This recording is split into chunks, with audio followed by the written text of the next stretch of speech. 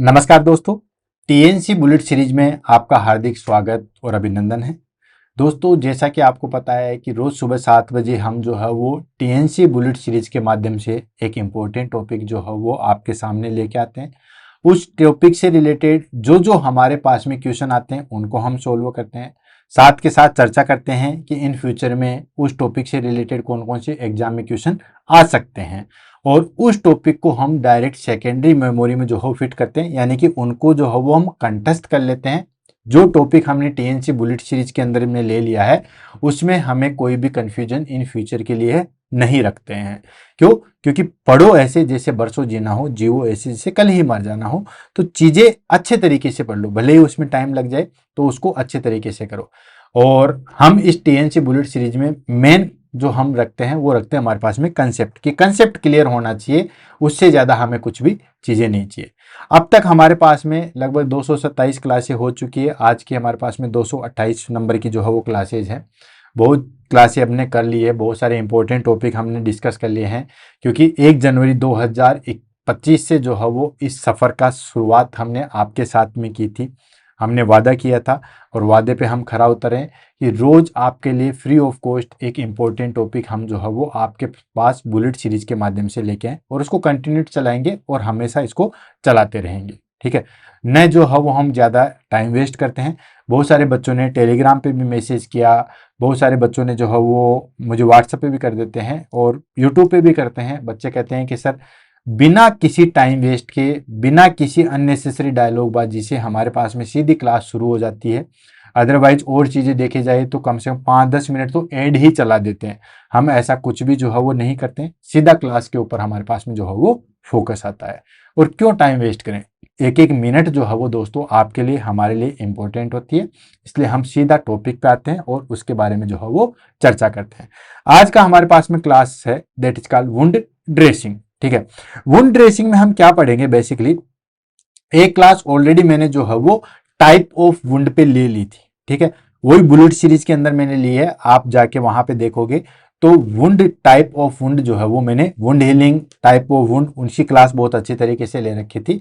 आज की क्लास हमारे पास में उससे थोड़ी सी रिलेटेड यही है कि वुंड की जो ड्रेसिंग है वो किस तरीके से करते हैं, किस टाइप के टाइप ऑलरेडी हमारे पास में हो चुका है। सुपरफिशियली हम जरूर देखेंगे कौन कौन से होते हैं। ओपन वुंड होता है कौन सा होता है, क्लोज वुंड कौन सा होता है, पेनिट्रेट कौन सा होता है, ठीक है, पंचर वुंड कौन सा होता है। ये टाइप एक सरसरी निगाहों से देखेंगे, बाकी डीपली हमारे पास में वहां पे वुंड हीलिंग की प्रोसेस वो सब चीजें बुलेट सीरीज के अंदर पहले ही हमने एक क्लास ली थी, उसके अंदर हो चुका है। ठीक है, आज के अंदर हमारे पास में क्लास में वुंड कैसा होता है, उसमें ड्रेसिंग कौन कौन सी होती है, किस तरीके से करते हैं, किस तरीके से स्टेबिलिटी मेंटेन करते हैं, क्या क्या चीजें हमें देखने वाली चीज होती है, कौन कौन सा सॉल्यूशन हम यूज करते हैं, मतलब वुंड की जो है वो ड्रेसिंग कैसे करते हैं उसके ऊपर हमारे पास में जो है वो फोकस रहेगा। क्लियर है? तो उसके बारे में हम चर्चा करते हैं। क्वेश्चन आंसर की बात करें तो दोस्तों क्वेश्चन आंसर जो है वो वुंड से रिलेटेड सारी चीजों में आता है, जैसे मैकेनिज्म ऑफ वुंड हीलिंग की स्टेप कौन सी है, इससे भी आता है। तो ये तो हमारे पास में ऑलरेडी हो चुका है। आज के टॉपिक की बात करें तो आज के टॉपिक में हमारे पास में वुंड आता है कि वुंड जो है वो किस तरीके से सर्कुलर मोशन में कैसे करते हैं, कंटामिनेटेड वाला पार्ट कौन सा होता है, सेंट्रल पार्ट होता है या पेरिफेरल पार्ट होता है, किस तरीके से हम ड्रेसिंग करते हैं, किस तरीके से हम डॉक्यूमेंटेशन करते हैं। देन अगर डेड वुंड है तो किस तरीके से क्या ड्रेसिंग करेंगे, अगर क्लीन वुंड है तो किस तरीके से जो हम ड्रेसिंग करेंगे, कैसे हम फाइंड आउट करेंगे कि क्लीन वुंड है, कैसे हम फाइंड आउट करेंगे कि ये जो है हमारे पास में जो है वो ड्राई जो है हमारे पास में डर्टी वुंड है, कैसे हम फाइंड आउट करेंगे कि ये हमारे पास में जो है वो हीलिंग वुड है, कौन कैसे ये नॉन हीलिंग वुड है, कैसे हम आइडेंटिफाई करेंगे कि ग्रेनुलेशन अच्छा हो रहा है। वो सारी चीजों के बारे में हम आज की क्लास के अंदर जो है वो चर्चा करेंगे। कुल मिला के हमारे पास में जो है वो फंडामेंटल की प्रैक्टिकल बेस की क्लास है, उसको हम लेंगे। ठीक है, तो 1 बाय 1 करके चलते हैं, देन उसके बाद आगे बढ़ते हैं। सबसे पहले आ गया हमारे पास में डेफिनेशन। डेफिनेशन क्या होती है? वुंड ड्रेसिंग की जो है वो क्या डेफिनेशन होती है? तो दोस्तों वुंड ड्रेसिंग की एक सिंपल डेफिनेशन, भाई कहीं पे भी वुंड हो गया, घाव हो गया, ठीक है, उस घाव को क्लीन करके हम पट्टी बांधते हैं, वो हो गई वुंड ड्रेसिंग। ठीक है, तो इसको अगर हम डेफिनेशन के रूप में कहेंगे तो उसमें हम क्या करते हैं, कभी भी कोई भी वुंड हो जाता है तो हम क्या करते हैं, सबसे पहले तो उस पट्टी को रिमूव करते हैं जो पुरानी बनी हुई है, या मान लो आज ही चोट लगा है तो उसके ऊपर पुरानी पट्टी नहीं होती, वो तो आज फ्रेश वुंड है। ठीक है, उसके ऊपर हम क्या करते हैं, उसको पहले क्लीन करते हैं ताकि कहीं से कोई ब्लीडिंग वगैरह ये सब चीजें, कोई इन्फेक्शन की चीज तो नहीं रहे। देन उसके बाद उस पर गोज लगा के जो भी हमें उस पर रखना होता है, ठीक है, चाहे वो एंटी माइक्रोबियल सब्सटेंसेज रखे हैं, चाहे वो हमारे पास में क्रीम रखे हैं या बेटाडीन रखे, कुछ भी, ठीक है, रख के उसको अच्छे तरीके से कवर करते हैं, कवर करके उसको बांध देते हैं। ताकि, क्यों करते हैं ये सब चीजें? ताकि हीलिंग अच्छी हो, ताकि इंफेक्शन ना हो, और ताकि जो एक्सुडेट निकलता है, अभी हम जो है वो ट्रांसुडेट एक्सुडेट दोनों के बारे में हम जो है पढ़ेंगे। तो ये बेसिकली वुंड को अच्छे तरीके से जो है वो हील कर सके, अच्छे तरीके से वो ग्रो कर सके। क्योंकि कई बार क्या होता है, वुंड बिल्कुल ड्राई हो जाता है तो वो सही तरीके से ग्रो नहीं कर पाएगा। जैसे फॉर एग्जांपल मैं आपको छोटी सी चीज बताऊं, मान लो आपका ब्लेड से कट लग गया, ठीक है, और बिल्कुल बारीक कट है, ठीक है, आप उसको खुला छोड़ दो, ठीक है, तो भी वो सही तरीके से, एक 3 कंडीशन लेते हैं। मान लो एक छोटा सा कट लग गया, बिल्कुल बारीक सा, ज्यादा कुछ नहीं लगा, ठीक है, हल्का हल्का खून आया था, बाकी ज्यादा नहीं चीजें नहीं आई थी। अब 3 कंडीशन, एक तो आप उसको खुला छोड़ दो, सेकंड आप उसके ऊपर पट्टी बांध के रख दो, और तीसरा उसके ऊपर थोड़ा सा मॉइस्ट यानी कि वेसलिन टाइप से लगा के रख दो। मैं कह रहा हूं जो वेसलिन वाला वो तुरंत हील करेगा, उसके बाद जो हमारे पास में खुला छोड़ा था वो करेगा, और जो बिल्कुल बंद पैक था वो बंद का बंद ही रह जाएगा जब तक उसको खुला नहीं छोड़ोगे, ठीक है। तो थोड़ी बहुत हवा भी, कहते हैं ना कि थोड़ा हवा भी लगनी है। ऐसे मान के चलो आपके पास में कोई वुंड है, वो बिल्कुल क्लीन है, वहां पे कोई इंफेक्शन नहीं है, तो वो जल्दी हील करेगा देन कंपेयर टू एक वुंड ऐसा है जहां पे बहुत ज्यादा कंटामिनेशन है, बहुत ज्यादा जो हो इन्फेक्शन है, तो वो लेट करेगा, ठीक है। तो ये डिपेंड करता है वहां की चीजों के ऊपर। तो डेफिनेशन हम ले लेते हैं कि जो भी हमने प्रोसेस किया वुंड को क्लीन करने का, उसको प्रोटेक्ट करने का, उसके ऊपर पट्टी बांधने का, वो हो गई वुंड ड्रेसिंग। क्यों किया ये सब चीजें? ताकि वुंड अच्छे तरीके से हील हो सके, ताकि इन्फेक्शन ना हो। और जो एक्सुडेट आता है, एक्सुडेट क्या होता है कि आपने देखा होगा कहीं वुंड लग जाता है तो वहां पे सिक्रेशंस निकलता, जो वाटरली सब्सटेंसेज है वो निकलता, उसको बोलते हैं एक्सुडेट। एक होता है ट्रांसुडेट, दोनों को हम डिटेल से जो है वो देखेंगे। तो सबसे पहले डेफिनेशन में आ गया, wound dressing is a clinical procedure that involve the cleaning, protection and coverage of a wound to promote healing, prevent infection and absorb exudate. ठीक है, बहुत अच्छी डेफिनेशन है। 3 वर्ड आपको याद रखने हैं कि वुंड हीलिंग जो है वो क्या है दोस्तों, वुंड हीलिंग जो है वो एक क्लिनिकल प्रोसीजर है, ऑफ कोर्स हॉस्पिटल के अंदर किया जाता है, ठीक है। वुंड हीलिंग जो है वो एक क्लिनिकल प्रोसेस है, ऐसा नहीं है कि हॉस्पिटल के अंदर ही किया जाता है, आप घर पे भी कर सकते हो, लेकिन चीजें वही चाहिए होती है। तो वुंड ड्रेसिंग जो है वो एक क्लिनिकल प्रोसीजर है, आपको बताए दैट इन्वॉल्व, इसके अंदर क्या क्या चीजें इन्वॉल्व होती है, क्लीनिंग यानी कि उस वुंड को जो है वो क्लीन करना, प्रोटेक्ट करना, उसको जो है बचाना, ठीक है, बचाते भी हैं बिल्कुल अच्छे तरीके से अटैच करके बचाते हैं, and coverage of a wound, ठीक है, उसको कवरेज भी करते हैं, ठीक है, उसको ढक के भी रखते हैं, चाहे गोज से रखो, चाहे पैड से रखो, चाहे बैंडेज से रखो, हम उसको जो है वो ढक के भी रखते हैं, कवरेज करके रखते हैं। क्यों करके रखते हैं?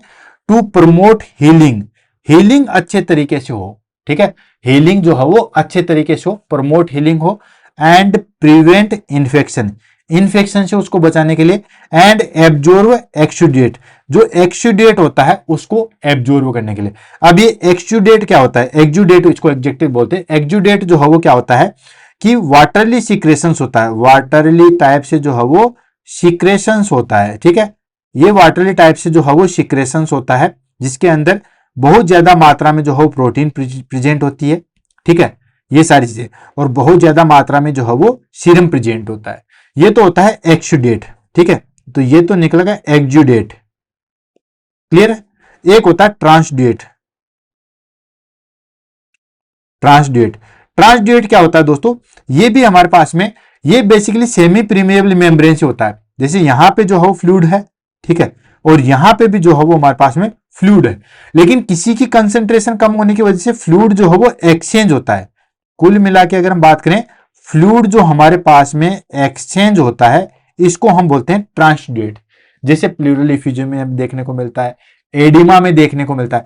तो जो एडिमा एग्जाम्पल हो गया हमारे पास में, एग्जाम्पल की बात करें तो एग्जाम्पल हो गया हमारे पास में एडिमा, एडिमा है वो एग्जाम्पल है हमारे पास में ट्रांसुडेट का, और एक्सुडेट का एग्जाम्पल है किसी भी वुंड के अंदर जो सिक्रेशंस निकलता है वो सारी चीजें।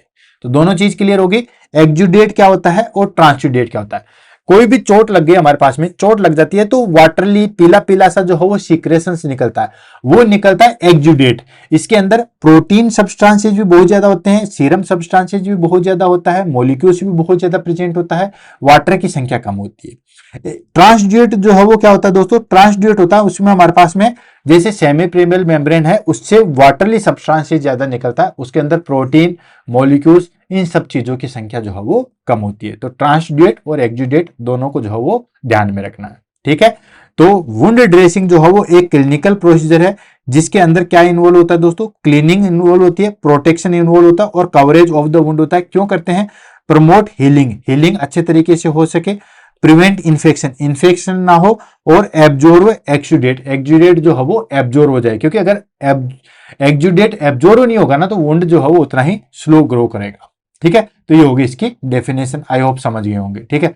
देन उसके बाद आता है हमारे पास में ऑब्जेक्टिव ऑफ वुंड ड्रेसिंग, ठीक है। वुंड ड्रेसिंग के जो है वो क्या ऑब्जेक्टिव है, क्यों हम जो है वुंड ड्रेसिंग करते हैं, ऑफ कोर्स क्यों करते हैं भाई, कोई भी चोट लग गई तो क्यों करते हैं, ठीक है। बहुत सारी चीजें, एक तो देखो हमारे पास में उसको इन्फेक्शन से बचाते हैं, घाव अच्छे तरीके से ग्रो कर सके, जल्दी से घाव भर जाए, वो सारी चीजें, मॉइस्चर बना रहे, ठीक है। क्योंकि अगर घाव जो है वो हमारे पास में बहुत ज्यादा एक्जुडेट अगर सिक्रेशन होगा तो भी घाव नहीं सूखेगा, और बहुत ज्यादा ड्राई हो जाता है तो भी घाव जो है वो नहीं सूखेगा, और घाव आगे ना बढ़ जाए, अगर इन्फेक्शन हो जाए तो वो फिर आगे बढ़ जाता है, कहते हैं ना कि नासूर ना बन जाए घाव, तो वो सारी चीजें, ब्लीडिंग ना हो इसके लिए भी हम उसको जो है वो पट्टी करते हैं, दर्द ना हो इसके लिए भी हम करते हैं, और पेशेंट को कंफर्ट फील हो। एक तो घाव सपोज करो ऐसे ही पड़ा है और हम सो गए तो बड़ी दिक्कत आती है, कहीं पे भी लग सकता है, कहीं पे भी चोट लग सकती है, लेकिन अगर पट्टी की हुई है तो हमें एक बचाव मिलता है, ठीक है। तो यही ऑब्जेक्टिव है वुंड ड्रेसिंग के, इसी चीजों के लिए हम वुंड ड्रेसिंग जो है वो करते हैं। कौन कौन सा, पहली चीज आती है प्रिवेंट इन्फेक्शन, इन्फेक्शन से बचाने के लिए, promote wound healing, wound healing अच्छे तरीके से हो, प्रोमोट हो, इसके लिए absorb exudate and maintenance moisture balance, ठीक है। एक्जुडेट और मॉइस्चर को जो है वो बैलेंस को बनाने के लिए, protect the wound from further trauma, अगर दूसरे जो है मतलब उस वुंड पे कहीं और चोट ना लग जाए और ट्रॉमा ना बन जाए, ठीक है, उससे उसको प्रोटेक्ट करते हैं। कंट्रोल ब्लीडिंग एंड पेन, ठीक है, ब्लीडिंग और पेन को जो है वो कंट्रोल किया जाता है। Provide comfort to the patient, ठीक है, पेशेंट को जो है वो कंफर्ट दिया जा सके, ठीक। तो ये सारी चीजें जो है वो हमारे पास में ऑब्जेक्टिव है, इन्फेक्शन से रोकना, वुंड हीलिंग से रोकना, एंड उसके बाद जो है मॉइस्चर बैलेंस बनाए रखना, ठीक है, फर्दर ट्रॉमा से जो है वो रोकना, ब्लीडिंग को कंट्रोल करना, एंड कंफर्ट पेशेंट को देना, ये सारे ऑब्जेक्टिव है। नेक्स्ट आ जाता है हमारे पास में टाइप ऑफ वुंड, ठीक है। वुंड के जो है वो कौन कौन से टाइप है, हालांकि टाइप ऑफ वुंड ऑलरेडी मैंने क्लास जो है वो ले रखी है, लेकिन फिर भी एक फटाफट जो है हम रिवीजन कर देते हैं। सबसे पहला आ गया एक्यूट वुंड। एक्यूट वुंड क्या हो गया दोस्तों, अभी जैसे सडनली लगा, ठीक है, मैं चल रहा हूं कहीं पे भी कट लग गया, वो हो गया एक्यूट वुंड, ठीक है। और मान लो सर्जिकल वुंड है, ठीक है, कट लगाया, ठीक है, एक्यूट लगाया, वो सर्जिकल वुंड है, ठीक है, ये सारे के सारे एक्यूट वुंड में आते हैं, यानी कि हील इन प्रिडिक्टेबल स्टेज, ठीक है, बिल्कुल स्टेप बाय स्टेप वो हील हो जाएगा, कि 2 दिन में ये घाव भर जाएगा। कहते हैं ना कि टांके लगाने के बाद कहते हैं जैसे चेहरे के ऊपर टांके लगाया तो 7 दिन में हम हटा देते हैं, उसके बाद एब्डोमेन पे है तो हम 10 से 15 दिन के अंदर हटाते हैं, पाँव के अंदर है तो हम 20 से 22 दिन के अंदर उस टांकों को हटा देते हैं। मतलब एक बिल्कुल स्टेप होती है कि इस टाइम तक ये घाव जो है वो भर जाएगा, ठीक है। तो हील इन प्रेडिक्टेबल स्टेज में होता है, जैसे कि सर्जिकल वुंड हो गया, लेसिरेशन हो गया, कहीं कट लग गया। नेक्स्ट आता है क्रोनिक वुंड, ठीक है, यानी कि इसको ठीक होने के लिए बहुत समय लगेगा, कई महीने लग जाते हैं, जैसे डायबिटिक अल्सर हो जाता है, डायबिटिक फुट आपने देखा होगा, प्रेशर अल्सर हो जाते हैं, ठीक है, जो लंबे समय तक पेशेंट बेड पे रहते हैं तो प्रेशर अल्सर हो जाते हैं, उनके घाव कभी भी नहीं बढ़ते, कभी भी इन द सेंस कई सालों तक नहीं बढ़ते हैं, ठीक है। तो क्रोनिक वुंड यानी कि take a long time to heal, ठीक है, यानी कि उनको ठीक होने के लिए बहुत लंबा समय मिलेगा, ठीक है। सर्जिकल वुंड हो गया, कट लगा दिया, कट के बाद में जो है वहां पे स्टिच लगा दिए, देन उसके बाद फिजिशियन कहता है कि 10 दिन बाद 15 दिन बाद जो है वो घाव भर जाएगा, ठीक है। लेकिन डायबिटिक अल्सर वाले में, प्रेशर अल्सर वाले में, इनमें जो है वो कभी भी फिक्स नहीं होता है, ठीक है, वो कई महीने लग जाते हैं उनमें, ठीक है। ये हो गया क्रोनिक वुंड। एक होता ओपन वुंड, यानी कि स्किन हमें दिख रही है, कहां कहां पे कट लगा वो अच्छे तरीके से दिखता है, visible break in the skin, skin जो है ब्रेक होती है वो हमें अच्छे तरीके से दिखता है। क्लोज वुंड, क्लोज वुंड क्या था, इंटरनली इंजरी होती है विथ नो ओपन वुंड, मतलब अंदर ही चोट लग जाती है, अंदर ही कोई डैमेज हो गया, हेमेटोमा बन गया, ब्रेसेज बन गया, वो सारे हो गया हमारे पास में क्लोज वुंड। तो बेसिकली ये टाइप है हमारे पास में acute wound, chronic wound, open wound, close wound, और भी बहुत सारे हैं। जैसे मैं यहाँ पे आपको बताता हूँ, वन बाय वन करके लेता हूँ। पहला जो इमेज देख रहे हो वो हमारे पास में नॉर्मल स्किन, इसमें कोई भी वुंड नहीं है, एपिडर्मिस अपनी जगह फिक्स है और डर्मिस जो है वो अपनी जगह फिक्स है। सेकेंड आता है इंसिजन वुंड। इंसिजन वुंड होता है किसी चीज से कट लग जाना, जैसे मान लो यहां से ब्लेड से कट लग गया, ये यहां से कट लग गया, ठीक है, या मान लो किसी चीज को हटाने के लिए कट लगाया गया, वो हो गया इंसिजन वुंड, ठीक है। बेसिकली ये एक्यूट वुंड में आता है। नेक्स्ट आता है लेसिरेशन वुंड। लेसिरेशन मतलब पूरी स्किन जो है वो हमारे पास में हट गई है, कैसे, जैसे बाइक से एक्सीडेंट होता है, ठीक है, बाइक से या किसी चीज से, रोड से चोट लगती है, वो हो गया लेसिरेशन वुंड। एब्रेशन, एब्रेशन क्या होता है, घसीटती हुई पाइप से पूरा छिल जैसा जाता है, वो हो गया एब्रेशन। नेक्स्ट आता है दोस्तों पंचर वुंड।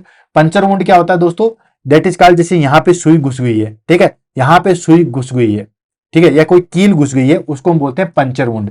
एक आता है पेनिट्रेशन वुंड। पेनिट्रेशन होता है उसके आर पार, टिश्यू के आर पार निकल गई है, उसको हम बोलते हैं पेनिट्रेट, जैसे सुई यहां से घुसी और यहां से निकल गई, ठीक है, इस तरीके से आपको दिख रहा होगा। ये लो, ये तो हो गया हमारे पास में, दैट इज ऐसे ऐसे कोई वुंड हो गया, दैट इज कॉल्ड, वो हो गया हमारे पास में पंचर वुंड, कील अंदर चली गई है, अंदर रह गई है, वो हो गया पंचर वुंड। आर पार निकल गई है, that is called penetration wound, ठीक है।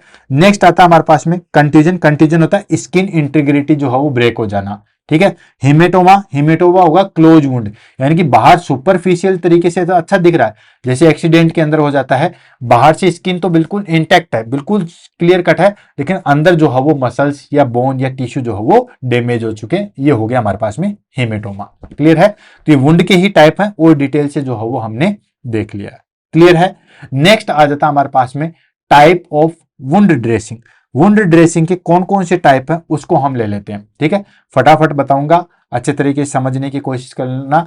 हालांकि मैंने इमेज भी करीब करीब सारी डाली है, लेकिन जो चीज नहीं मिली है वो मैं आपको वर्बली बताऊंगा, देन उसके बाद आगे बढ़ेंगे।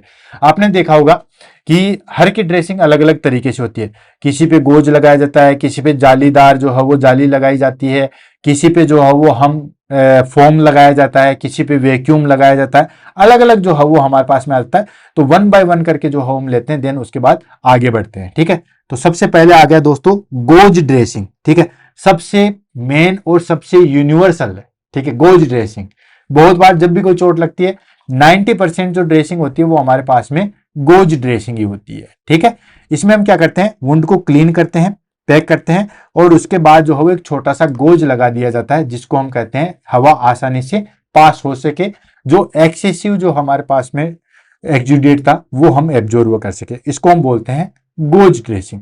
और ये बहुत बार आपने देखी होगी, जब भी आपको चोट लगती है नॉर्मली जो गोज रख देते हैं वो आ गया हमारे पास में गोज ड्रेसिंग, ठीक है। ये देखो, ये हमारे पास में गोज है, कभी ना कभी आपको चोट तो लगी होगी और वो जो ड्रेसिंग करवाते हो वो हमारे पास में गोज, ट्रेडिशनल गोज होता है, ठीक है, इम्प्रेटेड बहुत सारे गोज आते हैं, वो गोज बिटाडीन में भिगो के रख देते हैं, देन उसके बाद बैंडेज कर देते हैं, वो आ गया गोज ड्रेसिंग। नेक्स्ट आता है ट्रांसपेरेंट फिल्म, ठीक है।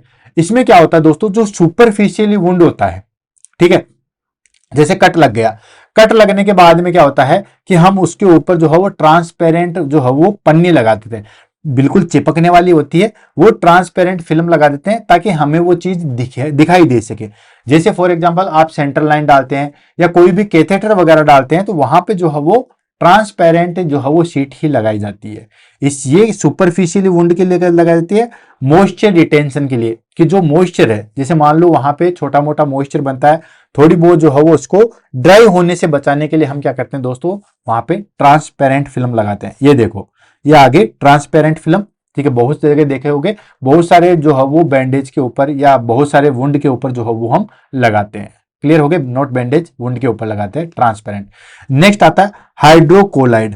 हाइड्रोकोलाइड क्या होता है दोस्तों, अगर मान के चलिए वहां पे क्या होता है कि ज्यादा लाइट टू मॉडरेट एक्सक्यूडेट होता है और प्रेशर अल्सर वाली जैसी हो जाता है, ठीक है, वहां पे हम हाइड्रोकोलाइड वाला जो है वो लगाते हैं, यानी कि सीक्रेशन जो है वो हमारे पास में अब थोड़े ज्यादा निकलने लगे, ठीक है। जो एक्जुडेट है वो बिल्कुल लाइट रहता है, तब हम गोज लगा देते हैं, लाइट से मॉडरेट होता है तब हम हाइड्रोक्लोराइड लगाते हैं। जब एक्सेसिव हो जाता है तो हम फोम ड्रेसिंग करते हैं। अगर बहुत ज्यादा एक्जुडेट निकल रहा तो हम फोम लगाते हैं। तीनों चीज का ध्यान रखना। अगर बिल्कुल लाइट एक्जुडेट है तो हम गोज लगाते हैं।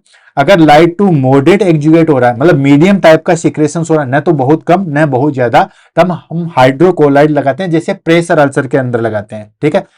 देन उसके बाद आता, अगर बहुत ज्यादा सिक्रेशन हो, बहुत ज्यादा एक्जुडेट निकल रहा है तो हम फोम ड्रेसिंग लगाते हैं, फोम, ताकि एब्जॉर्व कर सके। ठीक है। नेक्स्ट आता है हमारे पास में हाइड्रोजिल। हाइड्रोजिल कब लगाते हैं दोस्तों? अगर ड्राई और नेक्रोटिक वुंड हो। ठीक है। ठीक, बिल्कुल ड्राई हो जाएगा, बिल्कुल नेक्रोटिक वुंड हो जाएगा, तो नेक्रोसिस और ड्राई में भी जो है वुंड हीलिंग स्लो पड़ जाती है। इसलिए क्या करते हैं कि जो भी नेक्रोटाइज टिश्यू है, अगर आपने देखा होगा कभी बैंडेज या सर्जरी वार्ड में ड्यूटी की होगी, तो दोस्तों डेड टिश्यू को सबसे पहले रिमूव किया जाता है, क्योंकि डेड टिश्यू को रिमूव करोगे, जिसको हम डिब्राइमेंट बोलते हैं बेसिकली। कई बार आपने देखा होगा कि जो बेड सोर हो जाता है उसमें भी जो डेड टिश्यू है उसको हम रिमूव करते हैं। डेड टिश्यू को रिमूव करके ड्रेसिंग, तब तक तो हमें लगता है कि हील हो रहा है, लेकिन जैसे सर्जन आता है उस स्किन को काटने लग जाता है, उसके कॉर्नर को, तब हमें थोड़ा देख के अजीब सा लगता है कि ये तो ठीक होने लग, जबकि वो ठीक नहीं होता है दोस्तों। जो डेड स्किन होती है वो प्रमोट को रोकती है, वुंड हीलिंग को रोकती है, इसलिए जितना हो सके डेड टिश्यू को निकाल देना चाहिए। ठीक है।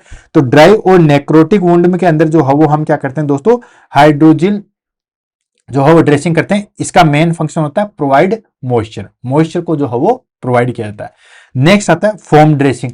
नाम से पता चलेगा फोम आता है। फोम आपको पता है फोम किस लिए काम में आता है, कि अगर मान के चले बहुत ज्यादा सीक्रेशन हो रहा, बहुत ज्यादा एक्जुडेट निकल रहा है, तो फिर हम फोम ड्रेसिंग का जो है वो यूज करते हैं। नेक्स्ट आता है हमारे पास में एलिग्नेट ड्रेसिंग। ठीक है। ये भी हमारे पास में एक्जुडेटिव वुंड होता है, उसके अंदर जो है वो हम काम में लेते हैं। नेक्स्ट आता है anti microbial dressing. Anti microbial dressing देखी होगी, ऐसी वाली। ठीक है। ऐसी वाली ड्रेसिंग आती है, इसके अंदर छोटी छोटी जाली बनी होती है, एक छोटी छोटी लेयर आती है। ठीक है। ये लेयर बेसिकली क्या करती है दोस्तों, कि ये लेयर इसके ऊपर जो है वो एंटी माइक्रोबियल सब्सटेंसेस आता है। तो जो भी हमारे पास में ये बेसिकली सिल्वर नाइट्रेट, प्रोविड, आयोडीन की, ये इस तरीके की आती है। जो भी इन्फेक्टेड वुंड है, ठीक है, वहां पे लगाई जाती है। मान लो वुंड है और बहुत ज्यादा पस फॉर्मेशन वगैरह हमें लगता है कि ये इन्फेक्शन हो रहा है यहाँ पे, तो उसमें हम एंटी माइक्रोबियल ड्रेसिंग लगा देते हैं, बिल्कुल जाली टाइप से, इस तरीके से। ठीक है। देखी भी होगी जिस बच्चे ने हॉस्पिटल के अंदर काम किया है, तो इस तरीके से जाली नुमा जो है वो संरचना आती है, वो जाली सी रख देते हैं, उसको बोलते हैं एंटी माइक्रोबियल ड्रेसिंग। नेक्स्ट आता है हमारे पास में कंपोजिट ड्रेसिंग। इसमें क्या होता है दोस्तों, ये कंबाइन लेयर की आती है, एब्जॉर्वेशन भी करवाती है एंड प्रोटेक्शन भी हेल्प करती है, दोनों काम करती है, इसको हम बोलते हैं कंपोजिट ड्रेसिंग। और लास्ट आता है negative pressure dressing. Negative pressure dressing या वैक्यूम ड्रेसिंग के ऊपर ऑलरेडी जो है मैंने अलग से क्लास ले रखी है। वैक्यूम ड्रेसिंग के ऊपर पूरी मैंने एक क्लास ले रखी है। ठीक है।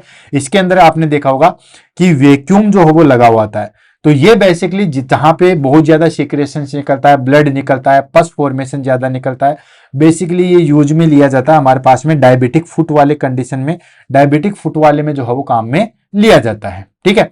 तो वहां पे बहुत ज्यादा जो सीक्रेशन निकलता है उसको नेगेटिव प्रेशर, यानी कि एक तरीके से सक्शन के द्वारा जो है वो उस ड्रेसिंग को काम में लिया जाता है। इसको हम बोलते हैं वैक्यूम असिस्ट क्लोजर ड्रेसिंग। ठीक है। इसके ऊपर भी मैंने बुलेट सीरीज के अंदर क्लास बना रखी है। तो ये हमारे पास में कुछ टाइप थे वुंड ड्रेसिंग के। ठीक है। कब कब, सबसे पहले जैसे गोज ड्रेसिंग, मैं सब फटाफट रिवीजन दे देता हूं। गोज ड्रेसिंग के अंदर सिंपल सबसे ज्यादा यूज होने वाली है, एक गोज रख के ड्रेसिंग किया जाता है। ठीक है। ये एयर फ्लो अच्छे तरीके से हो उसके लिए काम में लिया जाता है, सबसे मोस्ट इंपॉर्टेंट, सबसे ज्यादा यही काम में लेते हैं। नेक्स्ट आता है ट्रांसपेरेंट फिल्म। इसमें ट्रांसपेरेंट जो है वो फिल्म आती है, ताकि वुंड को हम अच्छे तरीके से देख सके, वुंड ड्राई ना हो, वो मॉइस्चर वहीं के वहीं टिक जाए, उसके लिए काम में लेते हैं।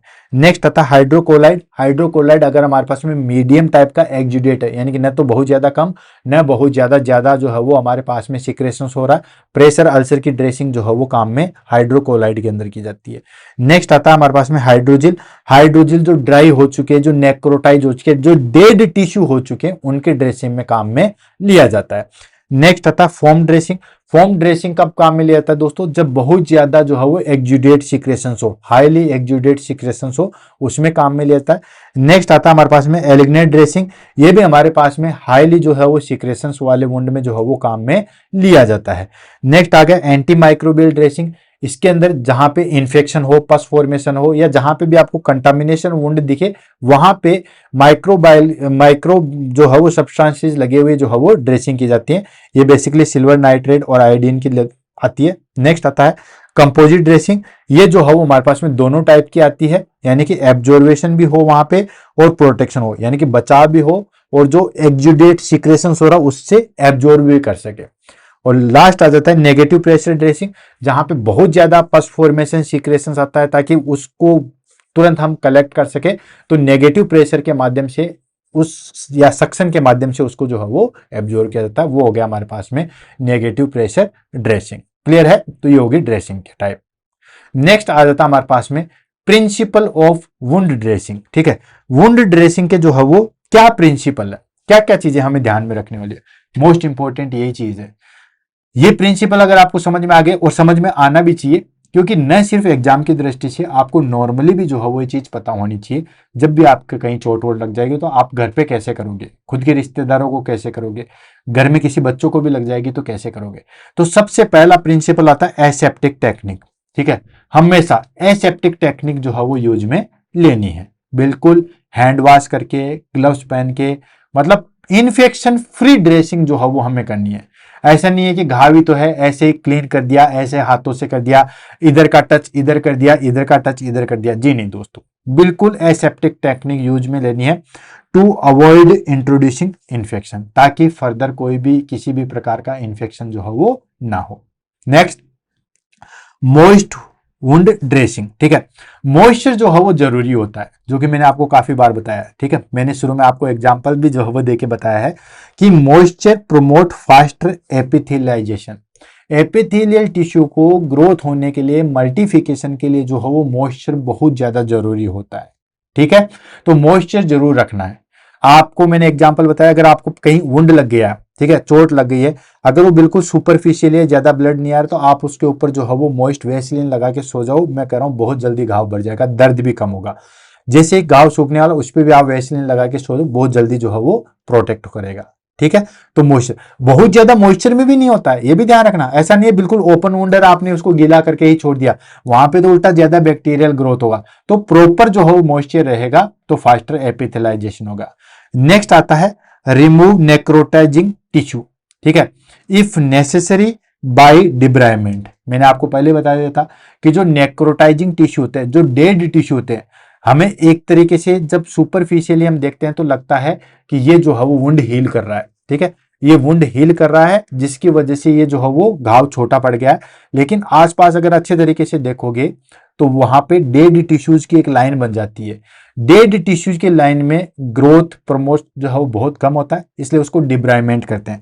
और डिब्राइमेंट क्या हो गया दोस्तों? डिब्राइमेंट हो गया जो डेड सेल्स है उसको काट के हटा देना, दैट इज कॉल्ड डिब्राइमेंट। ये क्या कहलाता है दोस्तों? डिब्राइमेंट कहलाता है।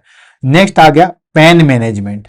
Pain management in the sense कि जब भी हम ड्रेसिंग करते हैं, आपको पता है सीवियर पेन होता है, तो उस पेन को भी मेंटेन करना है। ठीक है, एटलीस्ट जब भी हम ड्रेसिंग करें उसके 15 से 20 मिनट पहले हमें एक पेन किलर लगा देनी चाहिए, ताकि जब हम ड्रेसिंग करें तब भी और उसके बाद उस पेन किलर का असर रहे और ज्यादा दर्द ना हो। Pain management, minimize trauma during dressing to change. ठीक है, और मिनिमाइज जो है वो ट्रोमा करना है। Next select appropriate dressing. Of course जिस प्रकार का वुंड है उसी प्रकार से जो है वो आपको ड्रेसिंग यूज में लेनी है। ठीक है, आपको लगता है कि ड्राई वुंड हो चुका है तो मॉइस्चर वाली ड्रेसिंग काम में लेनी है। आपको लगता है बहुत ज्यादा सिक्रेशंस हो रहा है तो वैक्यूम ड्रेसिंग काम में लेनी है या फोम ड्रेसिंग काम में लेनी है। आपको लगता है कि नॉर्मल है तो गोज ड्रेसिंग काम में लेनी है। ऑलरेडी मैंने सारी ड्रेसिंग कब कब कैसे कैसे काम में ली जाती है वो जस्ट मैंने यहाँ पे आपको जो है वो बता दी है। ठीक है, तो अप्रोप्रिएट वुंड के आधार पे जो है वो ड्रेसिंग का चूज करना भी बहुत बड़ी चीज है। ठीक है, select appropriate dressing based on wound type and stage. और लास्ट आ जाता है monitor sign of infection. Infection के साइन उनको मॉनिटर करना बहुत जरूरी है। कहीं रेडनेस तो नहीं है, कहीं स्वेलिंग तो नहीं है, कहीं पस फॉर्मेशन तो नहीं है, कहीं ऑडर स्मेल तो नहीं है। इनसे हम पता लगा सकते हैं कि इन्फेक्शन कौन सी स्टेज, कहाँ तक, स्टार्टिंग कैसे है, उन सब का पता लगा सकते हैं। ठीक है, तो इन्फेक्शन को जो है वो हमें देखना है। ये बेसिकली प्रिंसिपल है जो आपको ध्यान में रखने चाहिए। एसेप्टिक टेक्निक यूज में लेनी चाहिए, मोस्ट वुंड हीलिंग काम में लेनी चाहिए, नेक्रोटिक टिश्यू है उसको रिमूव कर देना चाहिए, पेन मैनेजमेंट होना चाहिए, और अकॉर्डिंग टू वुंड के हिसाब से जो है वो ड्रेसिंग होनी चाहिए, और इन्फेक्शन या कोई भी कॉम्प्लिकेशन आ रहा है उसको हम जो है वो अर्ली असेस कर सके। क्लियर है। नेक्स्ट आ जाता है हमारे पास में step in performing wound dressing. ठीक है, वुंड ड्रेसिंग कैसे परफॉर्म करनी है उसको हम लेते हैं। ये जनरल प्रोसीजर्स है जो हम सब ड्रेसिंग में जो है वो अप्लाई करते हैं। ठीक है, कैसे भाई हमें किसी की ड्रेसिंग करनी है या तो किस तरीके से जो है हम कौन कौन सी स्टेप को जो है वो हम फॉलो करेंगे। सबसे पहली स्टेप आ जाती है प्रिपरेशन।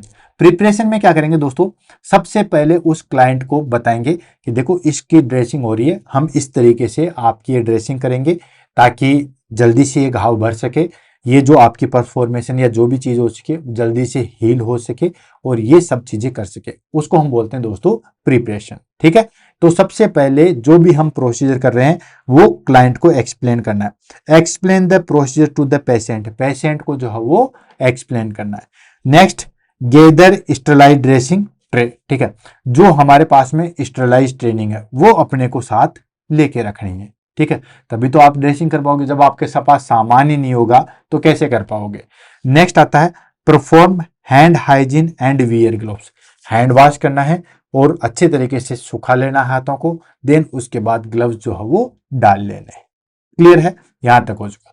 नेक्स्ट आता है हमारे पास में रिमूविंग ओल्ड ड्रेसिंग। अच्छा, यहां पे एक मैं ट्विस्ट लाना चाहता हूं। ठीक है, ट्विस्ट ये है, अगर आप शुरुआती ड्रेसिंग कर रहे हो तब तक तो कोई दिक्कत नहीं है। ठीक है, लेकिन अगर आपको रिमूव करना है ना ड्रेसिंग, तो आप रिमूव पहले ही कर दो। ठीक है, एटलीस्ट सुपरफिशियल वाला पार्ट तो कर दो, फिर आप ग्लव्स डाल लो। ठीक है, अंदर वाला पार्ट भले ही आप जो है वो ग्लव्स पहने ही करना है, लेकिन जो शुरू में बैंडेज हटाने वाला है, जो बिल्कुल हमें लगता है कि बिना ग्लव्स के भी हो सकता है या अपन नॉन स्टेराइल ग्लव डाल के भी उसको रिमूव कर सकते हैं, मेन पार्ट को आप छोड़ दो। ठीक है, क्योंकि अगर आप उससे करोगे तो ऑलरेडी हमारे पास में हाथ जो है वो कंटामिनेटेड हो जाते हैं। इसलिए जो रिमूव ऑल ड्रेसिंग है उसको आप वैसे नॉर्मली भी जो है वो रिमूव कर सकते हो, देन उसके बाद आप हाथ धो के ग्लव्स जो है वो डाल सकते हो।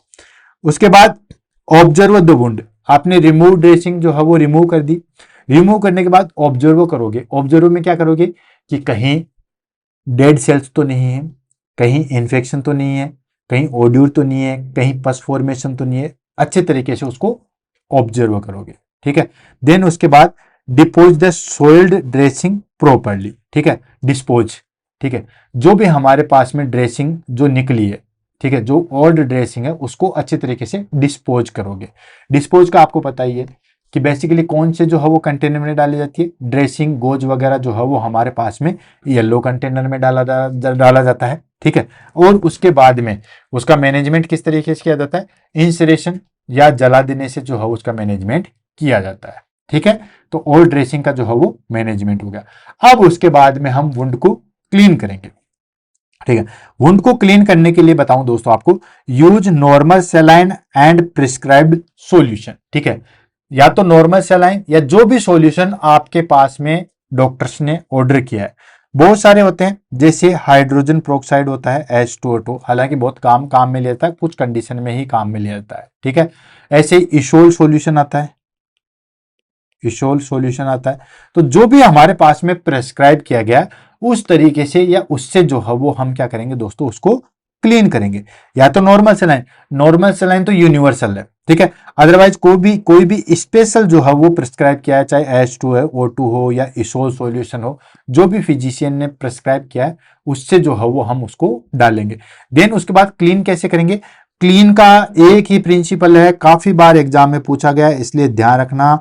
ठीक है, क्लीन कैसे करोगे, clean from least contaminated to most, यानी कि जहां कम कंटामिनेशन है वहां से शुरुआत करोगे और जहां ज्यादा कंटामिनेशन है वहां पे जाओगे। क्यों, क्योंकि कम कंटामिनेशन होगा, कम कंटामिनेटेड अगर हमारे पास में वुंड होगा, वहां से ड्रेसिंग करते करते जाओगे तो आप आगे तक जा पाओगे।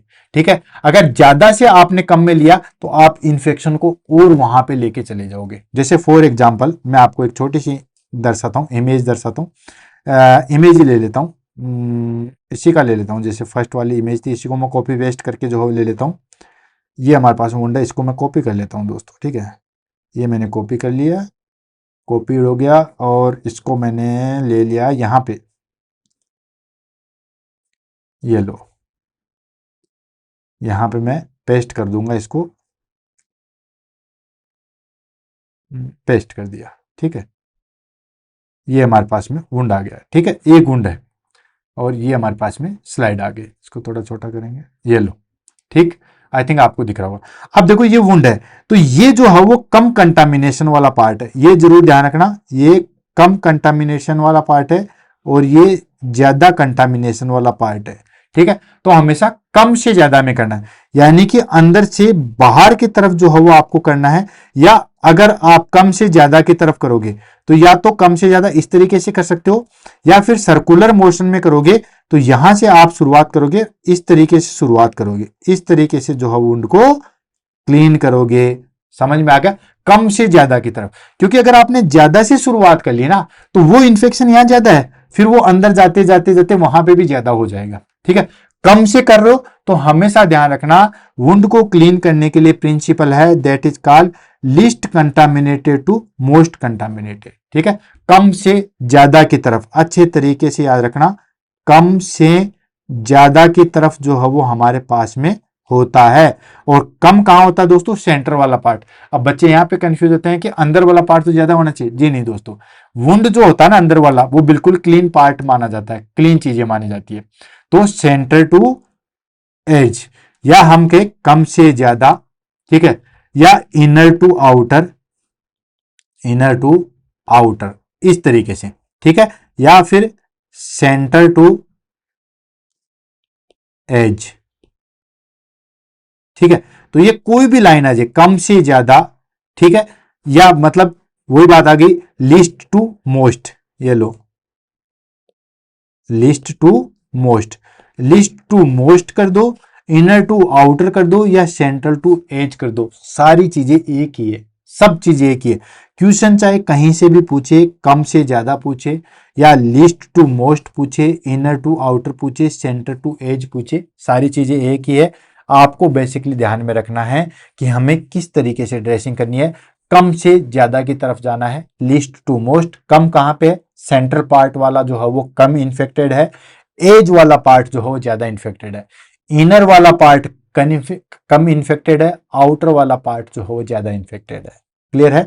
एंड उसके बाद आ गया पैड ड्राई, देन उसके बाद जो है वो थोड़ा सूखा रखना है, नहीं बहुत ज्यादा मॉइस्ट रखना है, नहीं बहुत ज्यादा जो है वो ड्राई रखना है। तो वुंड को कैसे क्लीन करते हैं, ध्यान में आ गया, इंपॉर्टेंट है, मैंने सारी चीज बहुत अच्छे तरीके से और डीपली तरीके से बता दी है। देन उसके बाद नेक्स्ट हमने क्लीन कर दिया वुंड, क्लीन करने के बाद अब हम नई ड्रेसिंग जो है वो अप्लाई करेंगे, ठीक है। अब नई ड्रेसिंग अप्लाई करेंगे तो select appropriate dressing based on wound assessment, ठीक है। वुंड असेसमेंट के आधार पे हम उस ड्रेसिंग को अप्लाई करेंगे। कैसे भाई, हमें फोम ड्रेसिंग अप्लाई करनी है, गोज ड्रेसिंग अप्लाई करनी है, या माइक्रोबेलियल ड्रेसिंग अप्लाई करनी है, या वैक्यूम ड्रेसिंग अप्लाई करनी है, कौन सी ड्रेसिंग अप्लाई करनी है वो उस वुंड के आधार पे हमें देखना है, ठीक है। ड्राई है तो मॉइस्ट वाली करेंगे, ट्रांसपेरेंट करेंगे, ठीक है।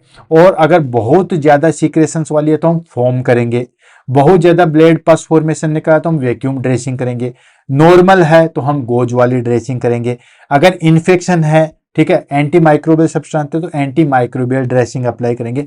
मतलब जिस प्रकार का जैसा वुंड है वो हम जो है वो ड्रेसिंग अप्लाई करेंगे, ठीक है। तो दोस्तों सेलेक्ट एप्रोप्रिएट ड्रेसिंग, ठीक है, एप्रोप्रिएट ड्रेसिंग जो है वो हम सेलेक्ट करेंगे, और ये कैसे सेलेक्ट करेंगे, based on wound assessment, wound assessment के आधार पे जो है वो उसको हम चूज करेंगे। नेक्स्ट आता है हमारे पास में, that is called secure with tape और बैंडेज, ठीक है, उसको सिक्योर करेंगे, टेप लगाएंगे या फिर बैंडेज लगाएंगे, ये करेंगे। क्लियर है। देन उसके बाद आता आफ्टर केयर। आफ्टर केयर हम क्या करेंगे दोस्तों, आफ्टर केयर में हम करेंगे कि जो डिस्कार्डेड वेस्ट है एज बायोमेडिकल वेस्ट रूल, ठीक है, अकॉर्डिंग टू बायोमेडिकल वेस्ट के अनुसार जो है वो उन चीजों को डिस्कार्ड करेंगे। और डिस्कार्ड करेंगे किस में करेंगे दोस्तों, ये बेसिकली जो है वो येलो में जाएंगे, ठीक है। जितने भी हमारे पास में गोज थे, बैंडेज थे, ठीक है, ये सब किस में जाएंगे दोस्तों, येलो में। और जितने भी हमारे पास में प्लास्टिक आइटम्स थे, प्लास्टिक आइटम्स थे, वो किस में जाएंगे दोस्तों हमारे पास में, वो जाएंगे रेड के अंदर। क्लियर है? तो ये चीज ध्यान रखना, जैसे ग्लव्स वगैरह हो गया, कोई भी प्लास्टिक की कोई चीज थी, वो हमारे पास में रेड के अंदर जाएंगे। और जो गोज वगैरह थे, बैंडेज वगैरह थी, ये सारी की सारी येलो के अंदर जाएगी। तो यही बता रखा है कि डिस्कार्ड वेस्ट, वेस्ट को जो है वो डिस्कार्ड करेंगे as per biomedical waste rule, biomedical waste rule के अनुसार जो है वो डिस्कार्ड करेंगे। Next, remove gloves and wash hand, remove gloves करेंगे, ये सब जो है वो किस में जाएंगे दोस्तों, रेड के अंदर जाएंगे। ठीक है, देन उसके बाद हैंड वॉश कर लेंगे and document the procedure and observation. ठीक है, प्रोसीजर को जो है वो डॉक्यूमेंट करेंगे, ऑब्जर्व करेंगे कि हमने ड्रेसिंग किया है तो किस तरीके से। और डॉक्यूमेंटेशन में हम क्या करेंगे, वुंड का जब हम डॉक्यूमेंटेशन करते हैं तो क्या क्या चीजें करेंगे, ठीक है, उसमें सबसे पहली चीज साइज लिखेंगे। साइज लिखते हैं कितने लेंथ का है, कितने विड्थ का है, कितने डेप्थ का जो है वो हमारे पास में वुंड है। एक्जुडेट है तो उसका अमाउंट लिखेंगे कितना निकला है। ठीक है, अगर लिटिल है तो स्मॉल लिख देते हैं। देन उसका कलर किस तरीके से है, येलोइश है कि रेड है कि किस तरीके का कलर है, किस तरीके की ओड्यूर आ रही है। ठीक है, तो वो सारी चीजें भी हम जो है वो जो दोस्तों यहाँ पे लिखेंगे। क्लियर है? नेक्स्ट आ जाता है हमारे पास में, that is called wound bed. Wound bed मतलब जो हमारे पास में बेस था, ठीक है, यानी कि जो वुंड था हमारे पास में, उसका किस तरीके से है, ग्रेनुलेशन टिश्यू है या नहीं है, नेक्रोटिक टिश्यू है या नहीं है, वो सारी चीजें जो है वो हम वहां पे मेंशन करेंगे। Next, pain level, of course वो भी तो चीजें हैं भाई, हमने ड्रेसिंग किया है तो पेन लेवल कितना है, ताकि आगे की नेक्स्ट ड्रेसिंग करें। अगर पेन बहुत ज्यादा है तो फिर हमें और तरीके का अप्लाई करना पड़ेगा, डोज फिर से कैलकुलेट करनी पड़ेगी पेन किलर की। अगर नॉर्मल है तो वो सारी चीज लिखेंगे। एंड साइन ऑफ इन्फेक्शन, भाई वहां पे जो ड्रेसिंग हम कर रहे हैं वहां पे कोई इन्फेक्शन का साइन तो नहीं है। ठीक है, वो सारी चीज देखेंगे। नेक्स्ट आता है टाइप ऑफ ड्रेसिंग अप्लाइड, कौन सी ड्रेसिंग आपने अप्लाइड की है, गोज वाली की है, ट्रांसपेरेंट की है, माइक्रोबेल की है, फोम वाली की है, वैक्यूम वाली की है, हाइड्रोजेल वाली की है, कौन सी ड्रेसिंग अप्लाई की है वो हम लिखेंगे। एंड कब, कौन सी डेट को और कितने टाइम पे आपने जो है वो ड्रेसिंग की है, ये सारी चीजें हम जो है वो दोस्तों वुंड डॉक्यूमेंटेशन में करते हैं। साइज, एक्जुडेट कितना है, कलर कैसा है, कैसा ऑडियर है, वो सारी चीजें, वुंड का बेड कैसा है, ग्रेनुलेशन टिश्यू है या नहीं है, ग्रेनुलेशन टिश्यू मतलब नए नए जो टिश्यू बन रहे हैं वो बिल्कुल रेडिश होते हैं, वो है या नहीं है, या नेक्रोटिक टिश्यू है, वो सारी चीजें। पेन लेवल कैसा है, ठीक है, कोई इन्फेक्शन का साइन तो नहीं है, ठीक है, और टाइप, कौन सी ड्रेसिंग आपने यूज में ली है, कौन सी डेट एंड टाइम है, वो सब चीजें जो है वो हम डॉक्यूमेंटेशन करेंगे। नेक्स्ट आ जाता है हमारे पास में, that is called sign of wound infection. Wound infection है, अभी हमने देखा ना कि कोई भी इन्फेक्शन है उसके साइन तो नहीं है, तो वुंड के कौन कौन से जो है वो साइन होते हैं, कौन कौन से वुंड इन्फेक्शन के कौन कौन से साइन है। आपने वुंड देख लिया, कैसे पता लगाएगा कि ये वुंड इन्फेक्टेड है या नहीं है, ठीक है, तो वहां पे सबसे पहले रहेगी इंक्रीज रेडनेस एंड स्वेलिंग, बहुत ज्यादा रेडनेस हो जाएगी। जो ग्रेनुलेशन टिश्यू होता है वो इतना ज्यादा रेड नहीं होता है, ठीक है, बिल्कुल पिंकिश टाइप का होता है। ठीक है, तो इसमें आ जाता है हमारे पास में that is called increase redness और स्वेलिंग जो है वो हमें देखेंगे। अगर स्वेलिंग है और बहुत ज्यादा रेडनेस है तो हम पता लगा सकते हैं कि हाँ ये यहाँ पे जो है वो इन्फेक्टेड है। नेक्स्ट, पश और फॉल स्मेलिंग डिस्चार्ज, पश फॉर्मेशन और फॉल स्मेलिंग होता है, यानी कि पस निकलती है या फॉल स्मेलिंग निकलती है तो हम कह सकते हैं। नेक्स्ट आ सकता है दोस्तों फीवर, ठीक है, फीवर अगर रहेगा, टेम्परेचर इंक्रीज रहेगा तो हम कह सकते हैं कि ये जो है वो इन्फेक्शन के साइन है। नेक्स्ट आता है हमारे पास में डिले हीलिंग, ठीक है, अगर वुंड जो है वो बहुत धीरे धीरे जो है वो हील कर रहा है उसको हम बोलते हैं डिले हीलिंग। डिले हीलिंग जो है वो होती है तो भी हम कह सकते हैं कि यहाँ पे इन्फेक्शन है। एंड इंक्रीज पेन, ड्रेसिंग दोस्तों कितनी भी बड़ी क्यों ना हो, एक चीज ध्यान रखना, ड्रेसिंग चाहे इतनी बड़ी हो या इतनी बड़ी हो, कितनी भी बड़ी हो, अगर ड्रेसिंग प्रॉपर है और हमारे पास में वुंड बिल्कुल क्लीन है तो वहां पे पेन इतना ज्यादा नहीं होता है। लेकिन अगर पेन बहुत ज्यादा जो है वो इंक्रीज हो रहा है मतलब कहीं ना कहीं जो है वो इन्फेक्शन है। तो ध्यान रखना, ये भी काफी बार एग्जाम में पूछा गया है कि वुंड इन्फेक्शन के कौन कौन से साइन होते हैं। पहली चीज आ गई इंक्रीज रेडनेस एंड स्वेलिंग, कोई भी 2 या 3 ऑप्शन दे देंगे, देन उसके बाद उसमें से कोई भी पूछ सकते हैं। पस एंड फाउल स्मेलिंग, ठीक है, पस फॉर्मेशन निकलेगा, फाउल स्मेलिंग गंदी वाली स्मेल निकलती है, आपको बताइए। फीवर होगा, ऑफकोर्स इन्फेक्शन है तो हमें इंक्रीज टेम्परेचर देखने को मिलता है। डिले हीलिंग, हीलिंग जो है वो काफी स्लो तरीके से हो रही है, बहुत धीरे धीरे तरीके से हो रही है। नेक्स्ट, इंक्रीज पेन, पेन जो है वो हमें इंक्रीज देखने को मिलेगा, बहुत ज्यादा देखने को मिलेगा, ठीक है। तो ये हो गया हमारे पास में sign of wound infection. Next आ जाता है that is called nursing responsibility. भाई वुंड ड्रेसिंग हम करते हैं तो उसमें नर्सिंग की क्या क्या रिस्पॉन्सिबिलिटी होती है उसको हम ले लेते हैं। तो सबसे पहली रिस्पॉन्सिबिलिटी थी maintain aseptic technique during dressing. Of course जब भी हम ड्रेसिंग करें तो एसेप्टिक टेक्निक्स यूज में करें ताकि इन्फेक्शन जो है वो ना हो। Next, assess wound at every dressing change. जब भी नर्स जो है वो ड्रेसिंग चेंज कर रही है तो उस टाइम पे वुंड को जो है वो जरूर असेस करे। ऐसा नहीं है आंख पे पट्टी लगा के फटाफट जो है वो ड्रेसिंग कर दी, नहीं, वुंड पहले कैसा था अब कैसा है उसका असेसमेंट जो है वो प्रॉपरली होना चाहिए। Next, educate the patient about wound care, ठीक है, sorry, educate about the patient wound care. Patient को भी बताना है कि आपको अपनी वुंड की जो है वो किस तरीके से केयर करनी है। केयर इन द सेंस कि उसको बहुत ज्यादा गीला नहीं रखना है, जो भी उसके लिए पर्टिकुलर इंस्ट्रक्शन है वो सारी चीजें हम उसको एजुकेट करेंगे। Next, administer prescribed antibiotic and analgesic. भाई वुंड अगर बड़ा है तो हम एंटीबायोटिक देते हैं ताकि किसी भी प्रकार का कोई इन्फेक्शन जो है वो ना हो, तो एंटीबायोटिक देंगे और एनाल्जेसिक जो है वो हम प्रॉपर देते हैं, ठीक है, प्रॉपर प्रिस्क्राइब एंटीबायोटिक्स और एनाल्जेसिक जो है वो हम देंगे। नेक्स्ट आ जाता है हमारे पास में monitor for systemic infection and complication, ठीक है, जो भी इन्फेक्शन है जो भी कॉम्प्लिकेशन है उसको हम मॉनिटर करेंगे, इन्फेक्शन को या कोई भी कॉम्प्लिकेशन हो। And maintain proper documentation, proper documentation होना चाहिए जो कि अभी हमने थोड़ी देर पहले डिस्कस किया था। साइज क्या है, कोई प्रॉपर कहीं इन्फेक्शन का साइन तो नहीं है, कोई ज्यादा एक्जुडेट तो नहीं है, न्यू ग्रेनुलेशन टिश्यू है या नहीं है, नेक्रोटिक टिश्यू है या नहीं है, वो सबका जो है वो डॉक्यूमेंटेशन करेंगे। देन उसके बाद आता है solution use in wound cleaning. Wound cleaning के लिए कौन कौन सा सॉल्यूशन हम काम में लेते हैं उसके लिए हम देख लेते हैं। तो दोस्तों मैंने आपको दो तीन तो मैंने बताए थे, हाइड्रोजन पेरोक्साइड था, प्रोविडिन आयोडीन था, बीटाडीन जिसको हम बोलते हैं। तो वन देख लेते हैं कौन कौन से जो है वो सॉल्यूशन आते हैं। सबसे पहले आ गया दोस्तों नॉर्मल सोलाइन। नॉर्मल सेलाइन तो सबसे ज्यादा यूज होता है। अगर आपके पास में कुछ भी नहीं है तो नॉर्मल सेलाइन से आप वुंड की जो है वो क्लीनिंग कर दो। ये सबसे प्रेफर्ड होता है एंड नॉन टॉक्सिक होता है। काफी बार एग्जाम में पूछा गया है कि सबसे प्रिस्क्राइब्ड या सबसे प्रेफर्ड नॉर्मल, सबसे जो है वो प्रेफर्ड वुंड क्लीनिंग के लिए कौन सा सॉल्यूशन होता है, नॉर्मल सेलाइन होता है। नेक्स्ट आता है दोस्तों प्रोविडिन आयोडीन, जिसको हम बीटाडीन के नाम से भी जानते हैं, ठीक है। ये एंटीसेप्टिक के रूप में बहुत अच्छा काम करता है, लेकिन ये वुंड हीलिंग को जो है वो धीरे कर देता है, ये ध्यान रखना।